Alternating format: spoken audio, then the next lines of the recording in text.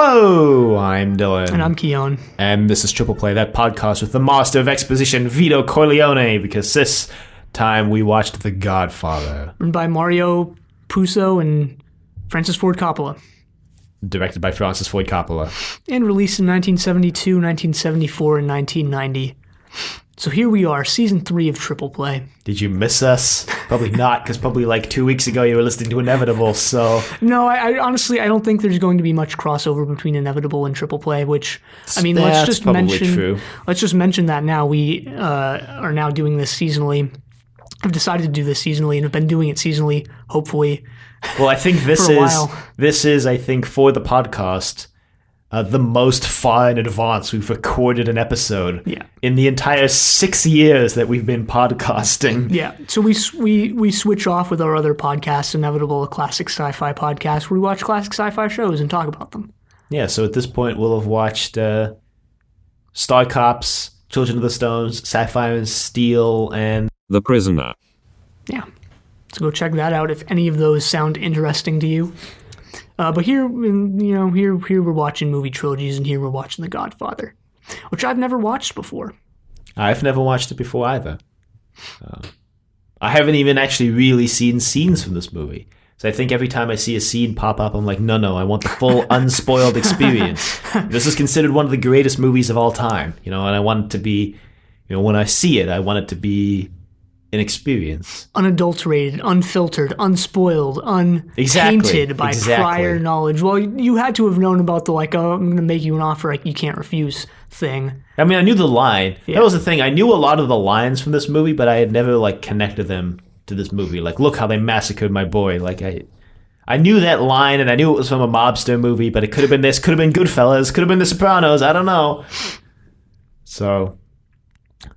before we get too deep into this, though, I think we want to just quickly run down the movies we're going to do for Season 3 of Triple Play, which hopefully we've announced on our social media pages before the season started so people can watch them ahead of time. But if you don't follow those, we'll go ahead and spit hot fire at you now.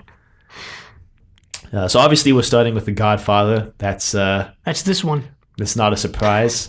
And then I think the planned order for the season is Godfather, and then Taken, and then Cars, and then Triple X, and then RoboCop, and then the Kotze trilogy, which is going to be a real experience. Yep. Trying to get a good mix of those art house trilogies as well as those big franchise trilogies, Trying to get a good mix every season, which is going to become increasingly difficult. Yeah. Starting from Season 4. Well, it's going to also become increasingly difficult to watch good movies the further we do this. Yeah, that's why we included Triple X and Taken in this season, because Taken is apparently the first one was all right, but Triple X, all three of them are pretty low rated by pretty much everyone. We want to try and mix it up here. Well, I think we're starting this season on a very high note with the Godfather trilogy overall, and also the Godfather 1 in particular. It's kind of how we did this last season too with Lord of the Rings. Yeah, well, Lord of the Rings was, my feelings on Lord of the Rings were in that episode, and I don't particularly care for that trilogy, so. This is another, epic trilogy, and by epic, I mean really long. Yeah, it is really long. I had no problems. Looking back on it, I feel like the movies had to be that long. Looking back on it, I don't think there was anything you could have cut down. I mean, you could have just made certain sequences shorter, Yeah, but that wouldn't really have made the movie that much shorter. No. Maybe 10 minutes. No, and I mean, I didn't think that, unlike with Lord of the Rings, and unlike with some of the Once Upon a Time trilogy, I didn't think the length was to these movies' detriment. Yeah, I agree. But that's something we'll talk about at the end, because these movies have a long and storied production. Right, and it all begins with the story of a guy writing a story, a guy named Mario Puzo, who was in a massive amount of debt. He didn't know the mob or anything, as far as I know. There's an incredible amount of I need money involved in the making of these movies, actually, weirdly enough. There's actually a surprising amount of mob influence on the making of these movies. Also true. Maybe not surprising, but a very big amount. So this guy, Mario Puzo, was writing this book as his way out of debt. And originally I found that it was just entitled Mafia. Yeah. weirdly enough. I also think I read that it was called like The Family at some point, although I don't think that was like ever an official title for it. And then later on, he changed it to The Godfather. Right. I also read that the character of Don Vito was heavily inspired by Mario Puzo's mother. Well, what I read about that was not that, like, you know, his mother was like involved in like. Right. No, I would hope not. But that, like, a lot of his mannerisms and like the way he talked and the things he said were inspired by his mother, because his mother was from Italy, as was, you know, Vito.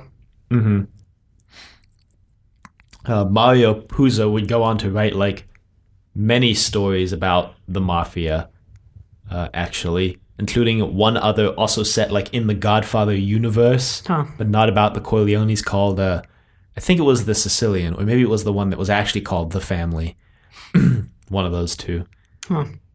Interesting. And that book was also adapted into a movie that got horrible reviews. Well, actually, so before the book even came out, I think the book came out in 1969, but before that even happened, he was approached by Paramount with, you know, a movie deal, which he took. I think I read that his agent suggested that he not take the deal, but he did anyway. Yeah. He was produced by, not produced, he was approached by a producer from Paramount named something Evans. I forget his first name, but I'm just going to call him Evans, who's like a key player in all of this. And he's the one, I think, who originally struck the deal, surprisingly enough. And I don't know how common that is for like for you to go straight to a producer. You know, I would imagine, like, if you're a writer and you're being approached by a movie studio, that whole thing is going to go through, if not agents from the studio and your agent, if not you. Yeah, I mean, I don't think we've had many instances of that on this podcast, for example. Just thinking back to all the movies we've done for this podcast, like, that's pretty rare. I think it happened with Rocky. What do you... You go straight through the producer. So I think that was like, Stallone had the script and the producers were like, yeah, we want this movie. And they took the producers of the movie took the script and basically hired Stallone to do it. Yeah, well... Jurassic Park was like 5 years ago that we watched that, but it seemed like I remember Crichton got the movie deal before the book came out, so maybe there was something related to that there as well. These damn books getting turned into movies. Yeah, we need more original movies, as Francis Ford Coppola suggests. Well, yeah, apparently in 1969, when Mario Puzo was writing this book, Francis Ford Coppola settled in San Francisco, because he had this whole idea where he wanted to like do movies differently than the way Hollywood did it. He founded a company called American Zoetrope. And so his idea was, I mean, that's part of the reason why he settled in San Francisco, was because he didn't want to settle in LA where all the other movies were being made. He wanted to do it his own way. He wanted to shake up the whole institution. He wanted to make these like indie movies with this company. And he ended up, I think the company grew and like they hired a bunch of directors and then went into crippling debt. Yeah. Because it turns out nobody wants to fund indie movies being made out of San Francisco. Well, and just a little even more sort of backstory. I kind of vaguely knew all of this, but I learned a lot more looking up stuff for this episode. But Coppola was actually friends with like Spielberg and Lucas and their whole little entourage. Yeah, who apparently like hung out at American Zoetrope like quite a bit. George Lucas comes back again to haunt this trilogy. Well, a huge reason why Coppola was in so much debt is that he, I forget what he did, but he worked on THX 1138 or whatever it was called, that science fiction movie that George Lucas made before he made Star Wars, which I don't really know what that movie's about or what role Coppola had in its making, but he worked on it and that contributed to his debt. Probably as some sort of screenwriter, because I know Coppola like wanted to do more screenwriting than directing. Yeah, because he was both. He was both at this. Yeah, he was a screenwriter director, but from what I read, he like liked screenwriting more than directing, especially after the experience of filming Godfather 1. Well, we'll get to what he says about Godfather 2. He says some very narcissistic things about Godfather 2. I don't know if you found, but Paramount was looking for a cheap director to make this thing. Because apparently a lot of their movies in this era weren't doing so hot and weren't making money. but they wanted a director who would, one, do the movie for cheap, and two, would be Italian. Because I think a lot of the sentiment at Paramount was that some of their other gangster movies had failed because they weren't like authentically, Italian or whatever. Right. And I think it was Evans who said this. Someone said it, but like they're like, I want audiences to smell the spaghetti. Well, it's just like, yeah. Like, when they hired Coppola, he was also on board with this idea because he's like, yeah, I want to make a very Italian movie. Going to cost only Italians. Which didn't end up happening. He also had to like lobby for them to almost double the budget of the movie because he wanted to be like very authentic and film on location in New York. Well, I read that they went through like a whole like list of directors, including Sergio Leone. They wanted him to direct this movie. But he refused because he wanted to make Once Upon a Time in America into a movie, which didn't come out for another decade. They went through like a bunch of other directors whose names I didn't write down, and I think Coppola originally refused. Yeah, he originally turned it down, but then I forget why he came back and was like, "All right, I'll do it." I think it was like his friend. I think it was George Lucas mostly who was like, "Dude, you got to do this." Like, I think Lucas was kind of like, "Look, we need the money for Zoetrope because you're bankrupt, and this is a big payday for you. Like, yeah, it's not necessarily the kind of movie you want to be making, but you'll get paid, right? And you need the money." So, yeah, and the more I read and learned about the making of these movies, the more like it seemed that Coppola was like very difficult to work with and just kind of his own dude, just his own guy. Yeah, because even when they were like during filming of the first Godfather, the studio was trying to replace him with multiple other directors, right? Because he was being very painful about the whole process. Because first off, he wanted Marlon Brando to play Vito Corleone. That wasn't his first choice, but when he settled on Marlon Brando, the studio was like, "Hell no!" Marlon Brando is a name I've heard before. Didn't really know who he was, but he is a very established actor by the late 60s, early 70s. Yeah, but he was also apparently a very problematic actor to work with. As we'll find out with The Godfather 2 and kind of the stunt that he pulled there, supposedly. Allegedly, yeah. I found a lot of... every time I read that, it was always prefixed with allegedly. But, yeah, so the only reason... First off, they they told Coppola that they're like, we're only casting Brando if you fulfill these three requirements, and one of them was like, you got to do a screen test with Marlon Brando. That was the easiest one, and then the other ones were like, you got to pay him half of what he normally gets for these kind of movies, and then the third one was you have to. There's got to be some sort of, I don't remember the exact specifics, but it was if he does any stunt, then he doesn't get paid, basically. Yeah, it was that, I think. And Coppola basically agreed. This was before even having met Marlon Brando at this point, and Coppola was like, yes. Well, a lot of the times, and this is a case in point for that. A lot of times it's easier to just go for it and then just see where everything takes you later.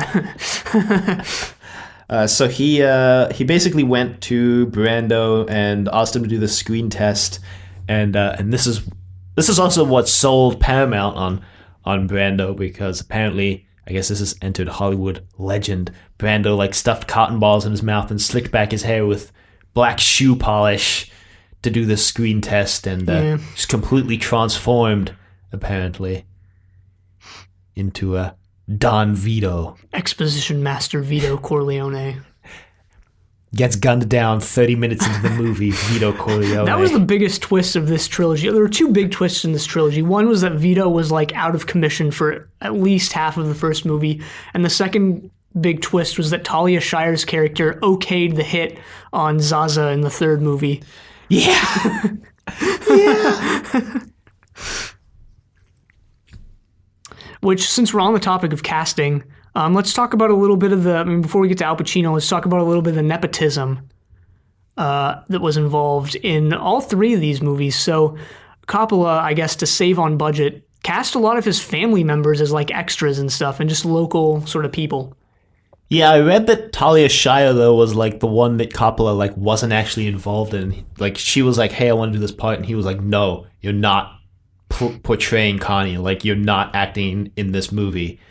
And then she apparently was like contacted by the producers independently of Coppola, and they were like, "Hey, we want you to play Connie." And then like apparently she like just showed up on set, I think it was, and Coppola was like, "What are you doing?" She's like, "I'm playing Connie," and he's like, what the heck? And apparently Talia Shire like came out later in life, was like, yeah, that was probably a mistake. Like probably part of the reason why Coppola hated doing the first movie so much is that not only was he under so much stress at the studios, he was like under stress because I was in the movie, and like he had to make sure that I delivered a really good performance because of how that would look if I was just terrible. Right. Flash forward to The Godfather Part 3. Well, and she basically admitted, like, yeah, I probably added a lot of stress to him by accepting the role and doing that. Probably, but I think it all worked out for the best because she, unlike Francis Ford Coppola's daughter, is a great actor. What year did Rocky 1 come out? It's like 76? 76, yeah. So it was after this. Well, was it 76?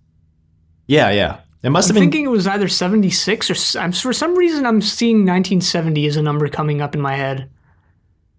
But I don't remember. It must have been Godfather 3 then that Talia Shire had to like go work on, that she couldn't be in one of the Rocky movies, right? I don't know. I have no idea. Because she had to work on one of the Godfather movies, and that's why she like didn't have a big role in one of those Rocky movies. And it must have been Godfather 3, because I'm sure Rocky came out after like Godfather 1 and 2.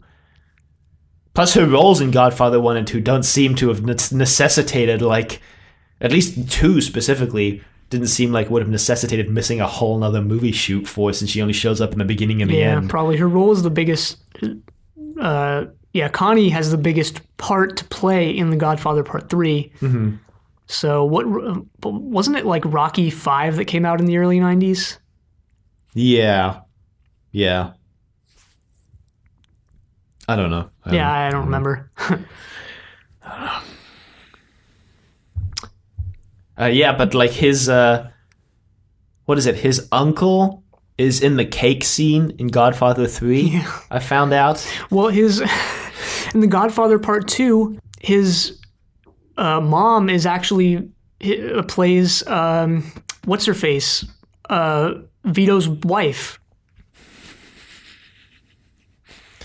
Great. Yeah. Michael's mom is Francis Ford Coppola's mom.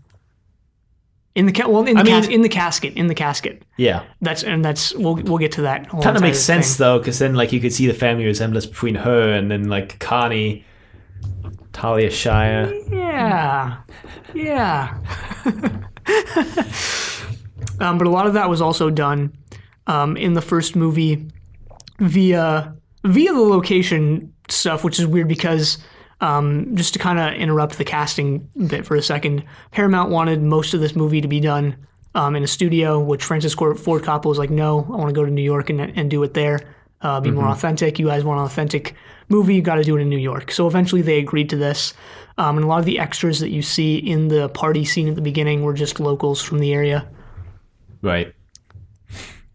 Apparently they had a lot of difficulty filming on location, but we'll get there because we still haven't talked about the casting of Al Pacino yet. No. Which I don't know too much about. Well, there's also, before that, there's, who plays Sonny?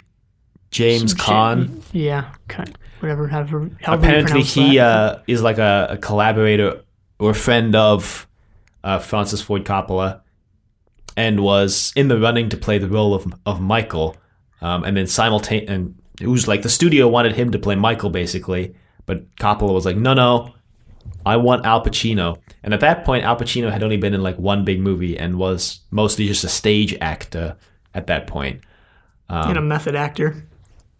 Apparently, like Coppola would keep calling him to do screen tests because he kept trying to convince Paramount to cast Al Pacino. And apparently his fiance at the time, Pacino's fiance or girlfriend or wife or whatever it was, like apparently she picked up the phone one time and Coppola was like, hey, like can Pacino come down for another screen test? And she like apparently blew up at Coppola, was like, why do you keep doing this to him? Like, why are you stringing him along? You're never going to give him the role. Like you've asked him to do this dozens of times and he's like still not cast.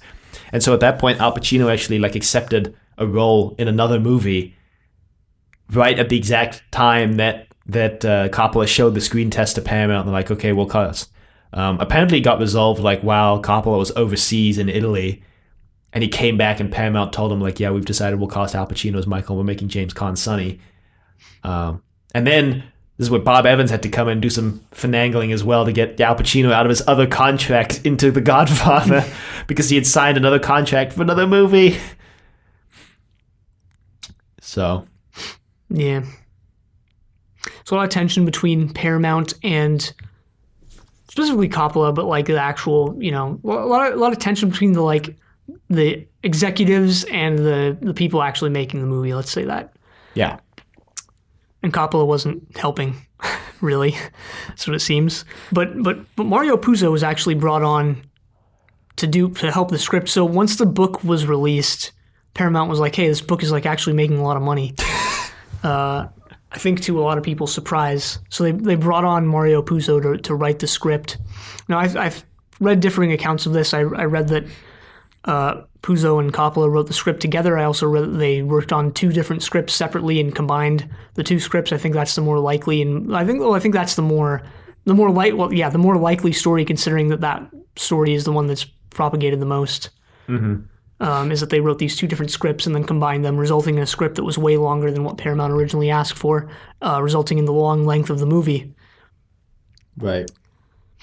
But I think that's one of the only positive things that Coppola has actually come out and said about the making of The Godfather Part 1 is that he enjoyed working with writing the script with Mario Puzo.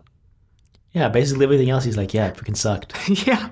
Well, I don't blame him because first off, the studio was trying to replace him with like a dozen other directors during the movie. Like first off, they wanted to replace him with this guy, Elia Kazan, I think is how you pronounce his name. Who's also a director, not only an actor, I think. Yeah, he's an actor-director. And they wanted to replace Coppola with Elia Kazan.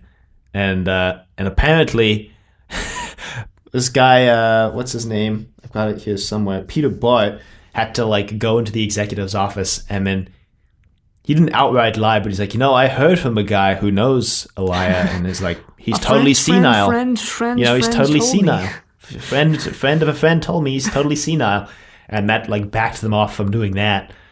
Wow. And then like Coppola's first editor for the movie, began with an A. I didn't write any of them down. I just wrote down that a lot of people were trying to get Coppola fired, so he fired them first. Yeah, the first editor for the movie like basically leaked. He's like, the movie sucks. Like all the footage sucks. And then like Paramount like brought him to New York because they wanted to see if he could direct the movie instead of Coppola. And then as soon as Coppola found this out, he basically fired the dude. And then like from that point on, he like didn't trust anyone else on the production crew. So, I don't really blame her for being, like, highly paranoid about this whole thing. Well, Paramount didn't end up replacing him in the long run. But what they did end up doing is meddling on, what he thought was his vision of what the movie would be, because they kept asking him to... apparently the book is very violent. And apparently Coppola wanted to go in a less violent direction with the movie. So he took out a lot of... He took out a lot of the violence, which I would assume that Mario Puzo was okay with that as well, since they wrote the script together in whatever capacity. It's still a very violent movie. It still is, because Paramount requested more violence. They specifically, and that's why they added scenes. I think this wasn't what I got from this was that these scenes weren't in the book, of the scene where Talia Shire like breaks the plates and stuff and then gets beat. Like that was specifically added because Paramount asked for more violence. Yeah. Yikes. So the mob actually got involved in this once they found out that Paramount was making a gangster movie, specifically a mafia movie. Well, partially because the book is apparently set in the 70s, and allegedly. No, wasn't it? I thought my understanding was the book was set at the same period as the movies, like World War II / post-World War II. Paramount tried to get the movie to be set in contemporary Kansas City. Coppola said no, it has to be in New York and it has to be in the same period as the book, and they eventually conceded. That was my understanding. I read that Coppola basically, part of the reason why he didn't want to do the movie at first, and this is a direct quote that I'm going to bleep out, he basically said, you can't make a mob movie set in the 70s. It has hippies in it. Yeah, so, exactly. He wanted the movie to be this sort of period movie. And Paramount yeah, but I didn't. think that's because my interpretation was that the book was set in the 70s and that the book was the thing that had the hippies in it, and that's why he couldn't. I don't think so. I think he's saying that in response to Paramount being like, hey, this is going to be set in the 70s. But could be. I don't know. I'll put that in the notes. Correct that in the notes, rather. Yeah, the mob was like... But the mob apparently, like, every time they went to go shoot at a location, the mob would just be there, like, in the way and wouldn't allow them to shoot there. Just casually. Well, okay, so one guy put up more of a fight than anyone else, and I don't remember his name, but he was the founder of this thing called, like, the Italian-American Civil Rights League or something. You didn't read about this? So, the Italian-American... And I can't remember for the life of me if this was the correct name or not, but the actual name of this group will be in the notes. Italian-American Civil Rights League was a mob-backed, like, company founded to erase the word mafia from, like, the American English colloquial. Because apparently the word mafia was popularized with this 1951 article by this reporter who, like, really dug deep into Italian mobs and stuff and really outed a lot of their activities. And this guy who was in charge of this league was like, we don't really like the word mafia, and I feel that it's discriminatory against all Italian Americans. So once the police started, like, heavily investigating this guy, he actually he sued the FBI. Yeah, he sued the FBI and the police for, like, harassing him. And I don't know where that lawsuit went. I didn't investigate. But he heavily opposed the movie because of its use of the word mafia, because of its somewhat, and I think to a large extent, realistic depiction of Sicily as like the home or like, yeah, just the home of, like, a lot of these mobs and stuff, and then their expansion to New York. Mm-hmm. And there were a few other terms in the movie that he didn't like, and the production crew was like, okay, like, all right, we'll take the word mafia out of the movie. I think the word mafia in the movie only appears once. It was going to appear more, as far as I read, but they took it out. And Evans actually made deals with the mafia during the production of the movie, and has gone on record as saying, I'd rather shake hands with, mafia members than people in the movie industry. And his reasoning behind that was, like, as soon as you make a deal with someone in the movie industry, they're according to him, trying to figure out how to screw you over as soon as they make the deal. Whereas, people in the mob, according to him, are not necessarily trying to do that. Right. But yeah, very, very shocking. And did you also read about the whole Johnny Fontane situation? I did not, actually. Okay, so you know how in the movie Johnny Fontane's whole thing is like he's getting the mob to help him get this role, right? Yeah. Well, that apparently actually happened. So this guy Al Martino, who's going to play Johnny Fontane, who was given the role, was then outed from the role by Coppola himself. Once Coppola was brought on board, he's like, you're not playing Johnny Fontane no more. So he goes to his mob buddies and was like, hey, this director kicked me off the movie after I'd already been given the part. So they come back to Paramount and they're like, you're going to give this guy the part. And Paramount's like, okay, I guess we'll give this guy the part. No horse head involved, which, by the way, that was a real horse head. No horse head involved, but that actually happened. So yeah, the mob was heavily involved. And like you said, they were heavily involved in filming. Another interesting filming aspect I found is that they got this cinematographer named Gordon Willis. Mm-hmm. I don't really know who he is, but apparently he's famous or big to some extent. And his whole decision, his decision, which Coppola also agreed with, like one of his only agreements on the making of this movie, was that they would use no modern film elements in the shooting of the movie. So no helicopters, just basically no tech, like just the camera and that's lots it. Lots of handheld cameras. Yeah. He also lit the film very dimly, which is apparently like a conscious choice, because apparently most movies that came out around this time were very brightly lit movies, and then Coppola said later that a lot of projectionists had a lot of problem with this because they didn't know how to light the movie. But that's like a very important part of the beginning scene because Vito's office is very dimly lit, and then the juxtaposition between that and the bright, sunny wedding scene right outside. Right. It also helps with that juxtaposition. Like when you actually go to Sicily in the movie, it's noticeably different than when you're in New York. Also, which is also helped by like most of the New York scenes are at night and most of the Sicily scenes are during the day, but still. Well, they also very intentionally like lit the scene so that you couldn't see Marlon Brando's eyes. So it makes him look very sinister throughout the whole movie. Paramount was apparently not down with this. They're like, you can't see his eyes, and Coppola's like, that's the point. Apparently, they like also complained that you couldn't understand what he was saying. And then so for one of the scenes, they were like, you got to reshoot the scene. So Coppola reshot the scene, and Paramount was like, yeah, that's way better. But then Coppola said later that he put the original version of the scene in the movie anyway without Paramount noticing. So thought that was funny. But I mean, his performance is iconic now. Yeah. So. I'm sure like Paramount nowadays would never like disparage his performance in any way.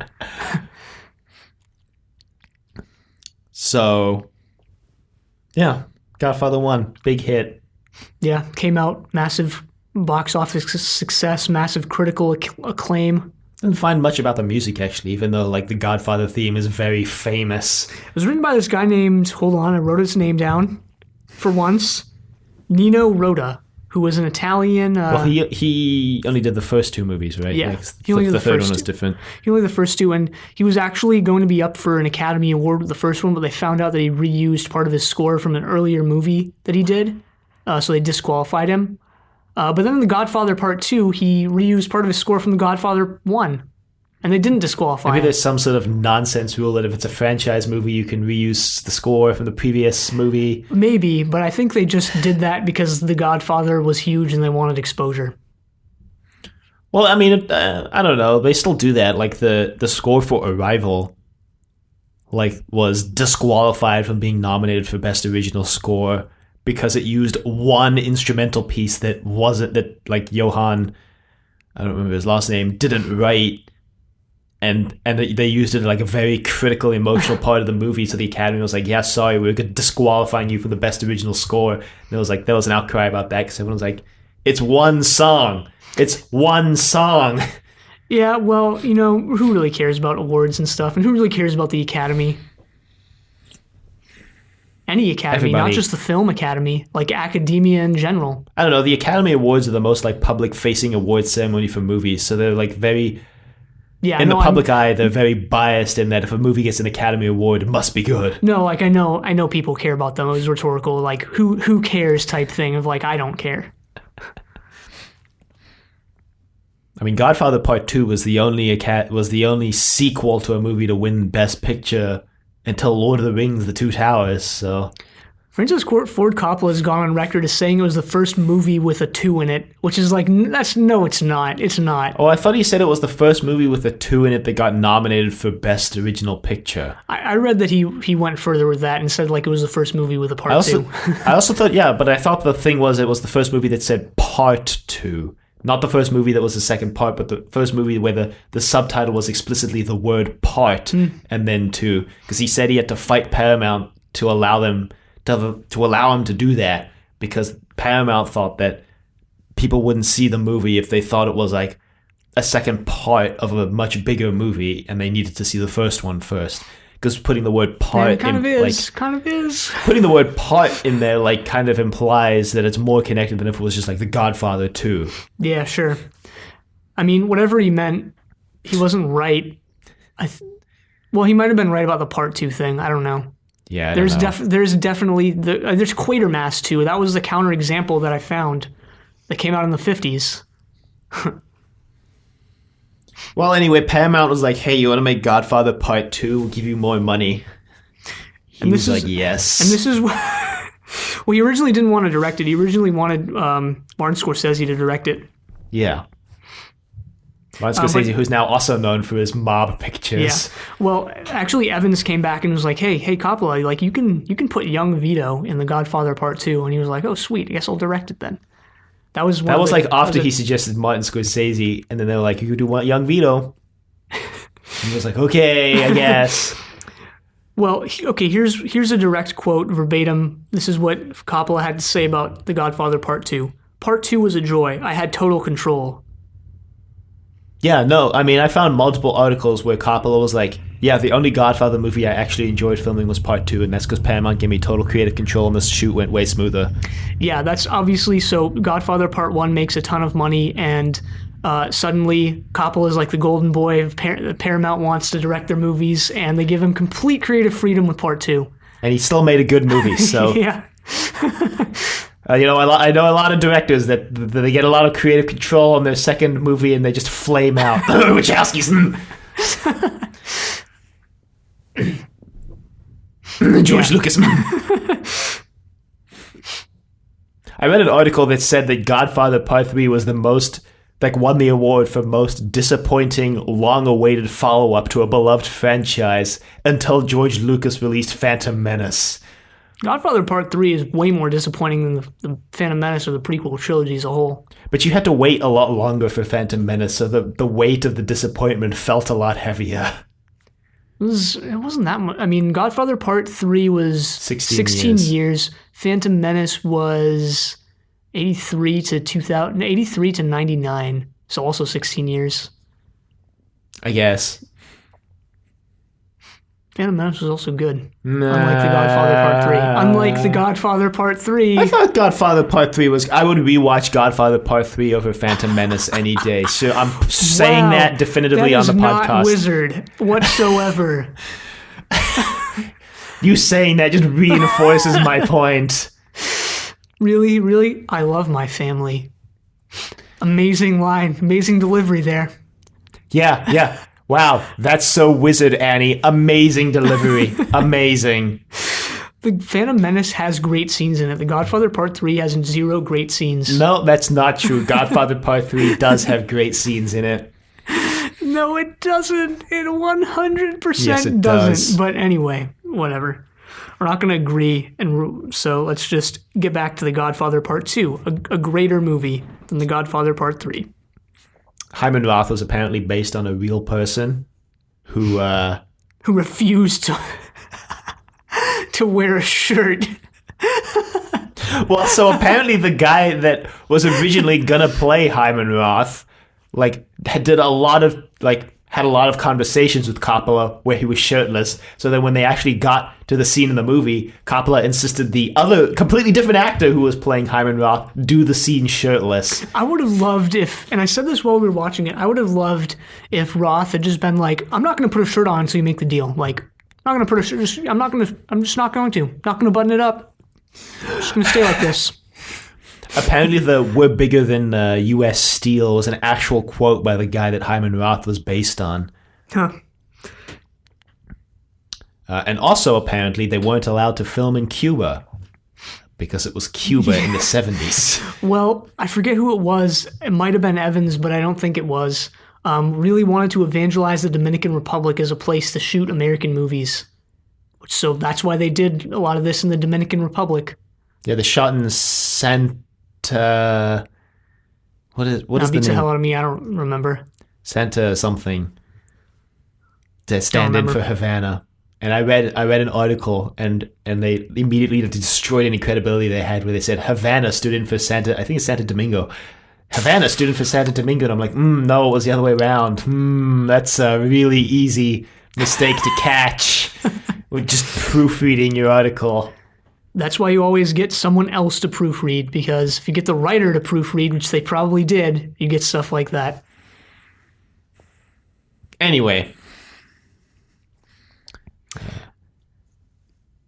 Writing, surprisingly, I think was the only thing in this movie that didn't go as smoothly as the first one. Mm-hmm. Because Al Pacino required rewrites. I don't know the details of this, but apparently they sent Al Pacino a script that they were pretty much going to go with, and he was like, no, there needs to be massive rewrites in this. Yeah, so apparently Coppola stayed up all night rewriting the entire script. So, which is probably better than Al Pacino potentially backing out. I mean, from their perspective, and from the viewer's perspective, possibly as well. I didn't read much about the casting of Robert De Niro as young Vito. Don't think there was any like controversy in that. No, I didn't really. Noodles. There was controversy about Marlon Brando, though, because... Well, we should preface this by saying there was also some controversy for James Caan, but he actually came back for the movie, but he only came back on the stipulation that they pay him the entire salary they paid him for Godfather 1 for the 5-minute scene he has in Godfather 2. But he actually did it, so props to him. We're just juxtaposing on the story Keon's about to tell. So...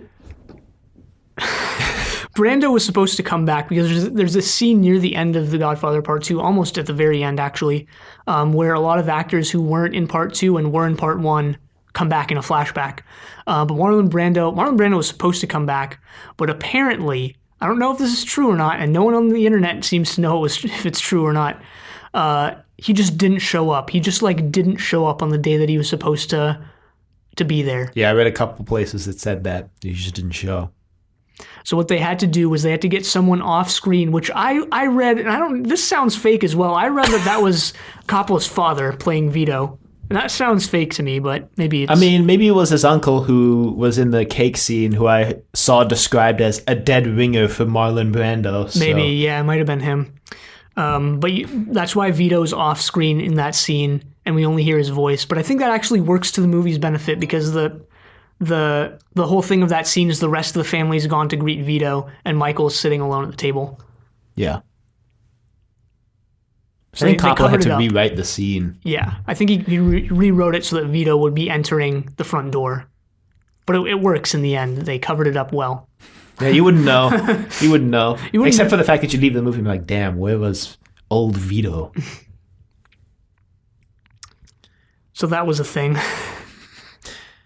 This, I'm so, this isn't something that, the making of this movie made me think. I've always thought this of, how are actors so, and how, not greedy, but how are they able to request, so much money and get away with it, and why do they do that, I mean, it's so unreasonable. It used to be that, people would go to see a movie for the actor. And still is to some extent. Regardless of, the plot, or who was directing, or who wrote it, But, in the pre-2000s, I mean, still is kind of, but to a way lesser extent. But it used to be oh shoot, this is a Marlon Brando picture, we're going to see Marlon Brando. So studios had an incentive to keep certain actors on their projects because those actors were big box office draws. So people were coming to the movie for those actors. So yeah, I guess that's a holdover from stage acting, possibly. Yeah. Where I think that's still a bigger thing. I mean, that was with Clint Eastwood. People went to see movies for Clint Eastwood. So, if you're a studio and you're making a movie and Clint Eastwood is you're going to bring me a bowl of M&Ms every morning or I'm walking off the set, you have an incentive. Aerosmith or whatever. You have an incentive to do that because if Clint Eastwood walks off, he's literally walking off not just with the salary you were going to pay him, but with also the probably the dozens of millions of dollars you were going to make at the box office for that movie. That's still true to some extent. People still see movies for certain actors to some extent.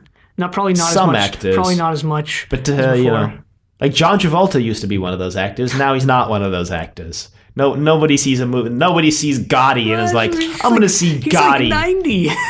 I'm going to see Gotti for John Travolta. I heard Gotti was the worst movie of 2018, I think it was. Pitbull did the score for that movie.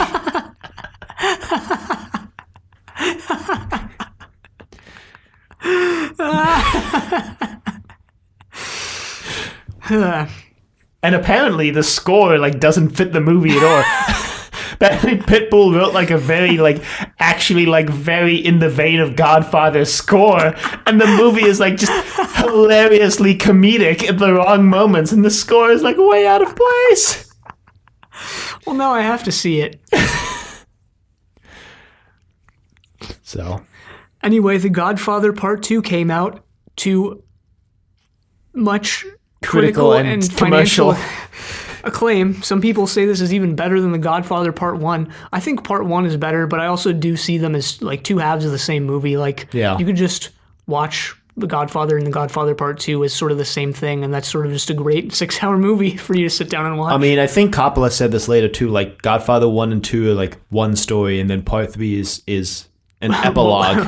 What we made because we didn't have any money. Well, he says part 3 is the epilogue to the story. Like, you're reading a book and then it finishes and there's the epilogue, which is like what all the characters did 20 years later, you know? Yeah.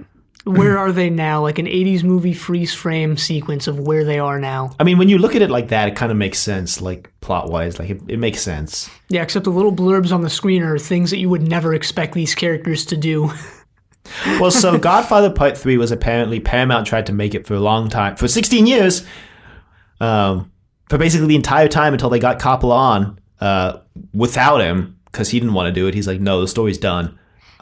They had this guy, Michael something. He wrote a script, which I actually found online. Wow. That features Michael's son, like, as a mob boss now. Sounds better than what we got. Sounds very Star Wars Episode 7, 8, 9, Next Generation, taking over the business of the previous generation and doing the same thing. Well, it's kind of what the original two were about, right? Of like the transfer of power from Vito to Michael, and then this movie would kind of do the same thing, I guess. Pretty much nothing from that script makes it into the final movie. Yeah.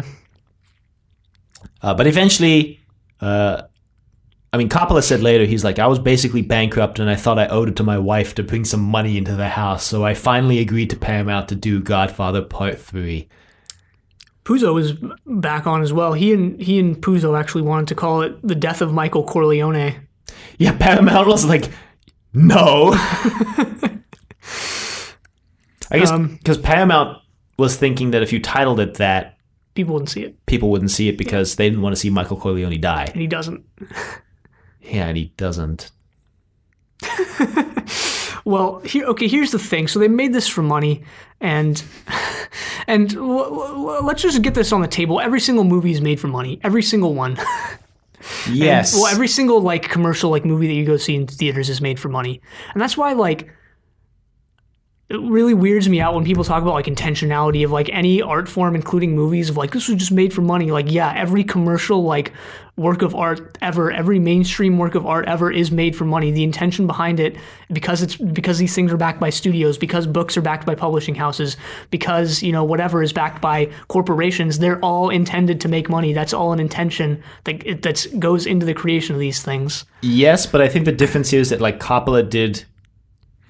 I mean, I guess the difference is like, is the director doing it for money for himself, or is he just a pawn in the studio making the movie for money? Because the studio will always be making the movie for money. But like on a movie, like a real passion project, like, I don't know, like Sylvester Stallone doing Rocky, he needed the money, but like he treated Rocky as a passion project, right? Coppola treated Godfather Part 2 as like a passion project. He didn't need the money at that point. He did it because he wanted to do the movie. Of course, and that's why I have like a couple points about this thing. One, let's just get on the table that I don't care about intentionality. I've never cared about it and never will, probably. But but like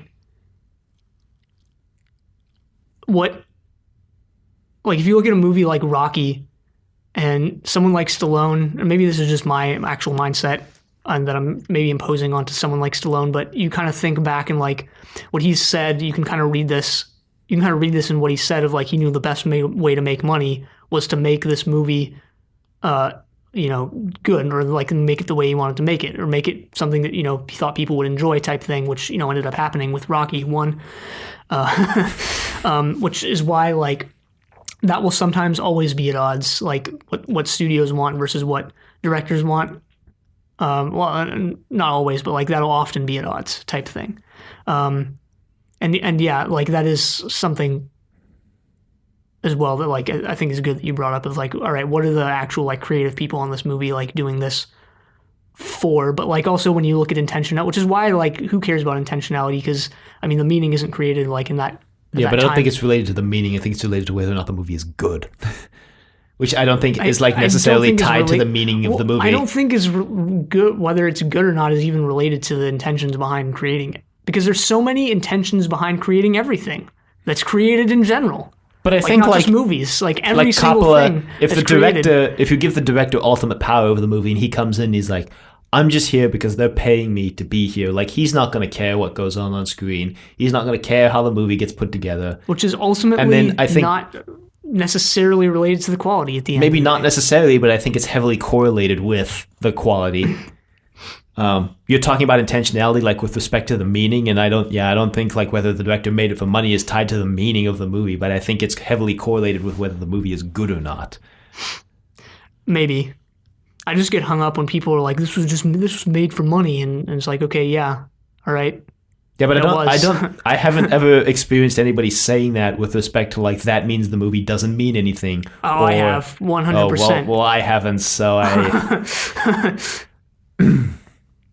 The only context I hear people use that in is like this movie was bad because the director only made it for money. Like people will say that the new Star Wars movies are bad because Disney only made them for the money, but. First off, I disagree, but even still, I don't think anybody comes out just saying like, well, the Disney Star Wars movies don't have like an overarching theme, or they don't have themes within the movies that are like that we can dissect and discuss because Disney made it for the money. Like I don't hear people saying that. I hear people saying that, not that specifically, but things along those lines. And to some extent, I think that like your estimation of like whether a movie was quote unquote good or bad, whatever that means, is related to meaning, because again, meaning is created in context. So if you don't even have the context, if you're just going to throw out the context to even create the meaning yourself, then it just doesn't exist. But whatever, that's neither here nor there. Godfather Part 3 is decidedly of lesser quality. Well, yeah, I mean, I think it's of lower quality not just because Coppola like is only showing up on set every day because he's being paid, but because like everybody else is way older and they're like. I mean, you said that when we were watching the movie. I forget exactly what you said, but you're like, this is why, like, watching geriatrics like past their prime go back to like doing what they were doing 20 years ago. Yeah. Like, I don't see that as like a detriment to the movie. I see like almost everything else as a detriment, but like I was fine with like older Michael and older Connie and stuff. Yeah, I mean that's fine. It's just I guess like when I don't know. I guess I just found it like watching old less people interesting dance type thing of like, you don't. Yeah. A little bit. Not to say I didn't enjoy watching the movie. I mean, I think I enjoyed it less because we had just watched Godfather 1 and 2, but I think if I'd watched Godfather 3 like just as a standalone movie sometime, I think I would enjoy it more. Well, okay, here we go. There were some complications with the casting for this one as well. First of all, yes. First of all, the guy who played Tom. What's his face, Tom, decided not to come back because he wasn't going to get paid enough. Well, because he was like, I want to be paid as much as Al Pacino, and they're like, but you're like only in the movie 50% of the time that Al Pacino is, and he's like, you're not as good of an actor, and you're not as famous as Al Pacino. You're not as good of an actor. You're not a box office draw like Al Pacino. Why should we do that? And he's like, well, then I'm leaving. And they're like, okay. Like, I guess Tom won't be in the movie then. Like, that didn't seem like too big of a hit to them. They were pretty much like, don't let the door hit you on the way out. He said, Wikipedia has him as saying in 2010 that he regrets nothing. Well, I can admire that in a man.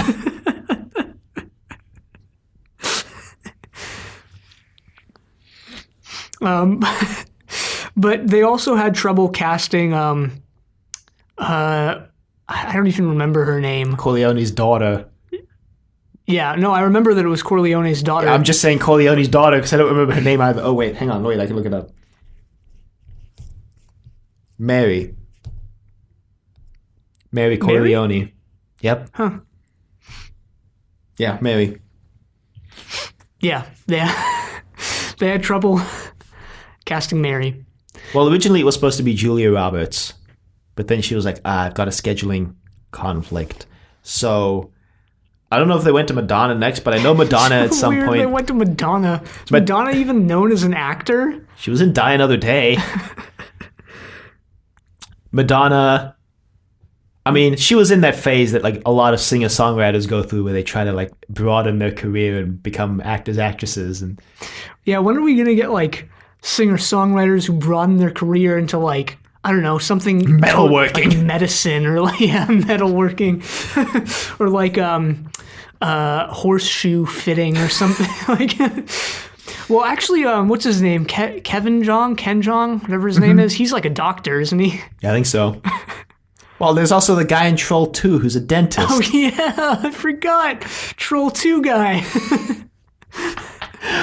Man, I was thinking of this the other day. The movies we're watching at the beginning, the stuff we're watching for all of our podcasts at the beginning of 2018, and we are recording this at the beginning of 2018, even though it's coming out way later. It's 2020. 2020, sorry. Are like so much like better than what we were watching at the beginning of 2019. Like Troll 2, like Doctor Who Series 7. Like. Starting the year off on the right foot.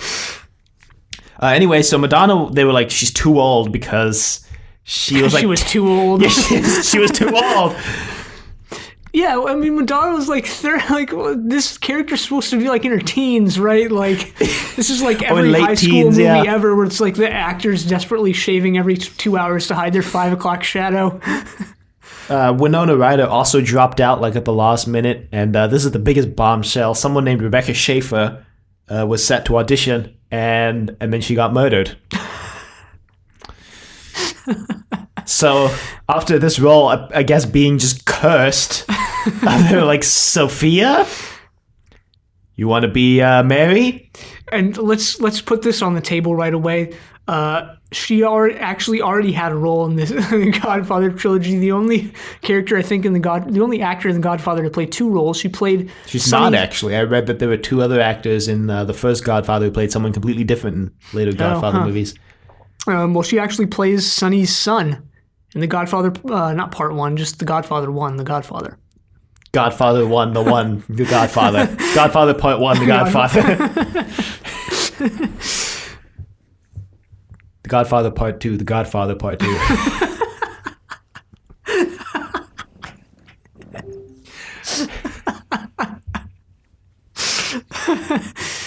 And the Godfather Part 3, the lesser one. So, yeah, so she's, I'm pretty sure she's come out and said that wasn't her best. I would hope it's not her best. She's a director now as well. I think most people agree her directing is far superior to her acting. Yeah, she's not good. Weirdly enough, this movie wasn't like actually as critically panned when it came out as it is now, and her acting wasn't as panned either. Like, people actually came out and was like, yeah, she's pretty good. She's not like the worst actress I've ever seen. No, of course not. She's not. There were just like some critical key lines that were like those lines. She's not even like terrible, I would say. She's just bad. Yeah, she's just emotionless. Yeah. And I think that's like the biggest fault. Like, I think if she was just showed more emotion, she would be fine, in my opinion. Yeah, I think she is supposed to be playing this sort of like snarky, like too good for you type teen type character. And I think the lines that she delivers and the scenes that she's in where she is that character are actually pretty good. Yeah. It's just when she's doing like the scene, like the one that stood out to me is like when she's talking to Michael and she's like, I love my family. Like, she reminds me a lot of Hayden Christensen in Star Wars 2 and 3, where it's like, it's not, he was very emotionless in a lot of his delivery, and it was just like, well, if you just like put a little more oomph into it, you'd be fine. Yeah, I know that's something that I said on that episode. Yeah, I mean, I think I agree with that. Like, Anakin in episode 2 and 3 is supposed to be like this angsty teen guy, and I think like the scenes where he is like that angsty teen guy are like good. Yeah. But there's a substantial amount of scenes when he's not. So that's like most of the interesting stuff about Godfather 3, actually. Yeah, I thought there would be way more for 3, but there just wasn't. Because it was a very, like, everybody seemed to have chilled out since the other 2. Because they were just like, let's just make the movie and get our paycheck, guys. Why do we need to fight? Make love, not war. So, still question the incest, though. Apparently there's like a lot of incest in Mario Puzo's books. And, yeah. You gotta keep it in the family, you know? Oh, I read that, this is about Godfather 2, actually, that weirdly enough that some scenes set in New York were filmed in Italy on location, in Italy. Huh. So Italy stood in for New York. Huh? What do you know? What do you know? Anyway, expanded universe for The Godfather. Well, there's the book, obviously. Well, there's the video games. Wow. Really milking this thing for all it's worth. Hey, don't act like you wouldn't play a video game where you get to play Michael Corleone. I wouldn't. I wouldn't. There was like rumors of a fourth movie for a while. That hasn't happened yet. I'm sure once they make the inevitable next Godfather movie, it'll be a reboot. Well, I read that Puzo wrote like some of the script for Part 4, and that got like adapted into a book called The Family Corleone. Huh. So interesting. Apparently, Paramount sued to stop publication of the novel, but Puzo's estate was like, yeah, well, we own the rights to the books, so screw you, Paramount. Why would they want to do that? Because I guess Paramount was worried there was just a cut into their movie profits. I don't know. Or like taint the view of the movie. Nah, that's really weird. Or in case they wanted to use that plot like for an actual fourth movie, then I guess if it was now in published form, they would have to pay extra for the film rights to the book to use elements of that plot. Nah. Really weird. But other than that, I don't think there's really anything else. Yeah. Besides the massive cultural impact it had. Yeah. Anyway, so how do they work as a trilogy? Well, like I said earlier, I think if you view the third part as an epilogue like Coppola said it is, I think it actually works like, all right. So. I guess. I mean, the third one is just the one that's like thrown in there. Like 1 and 2 are, work pretty perfectly together in conjunction with one another. And then 3 is just like the curveball type thing. But like, yeah, I guess it works fine if you think of it as like an epilogue that's as long as the other 2 parts. So I'll say it works okay as a trilogy, I guess, at the end of the day. Not terrible, not really an excellent trilogy. Excellent first 2 movies, I think. Yeah, I agree with that. Well, on that, I have nothing more to say. Yeah, neither do I. Well, if you'd like to email us, you can reach us at thedoctor@getvegetable.com. Questions, comments, concerns, angry rants, love letters, your thoughts on The Godfather and any of the other movies we're watching this season. You can find us on YouTube at Decorative Vegetable. Find us on Apple Podcasts, Google Play, and Spotify, all at Triple Play. Be sure to leave a rating if you like the show. Check us out on Facebook, Trust Your Doctor. Like us on Facebook. Also check us out on Twitter at TYD Podcast and follow us on Twitter. And next time we're going to be watching Taken. But until then, the end.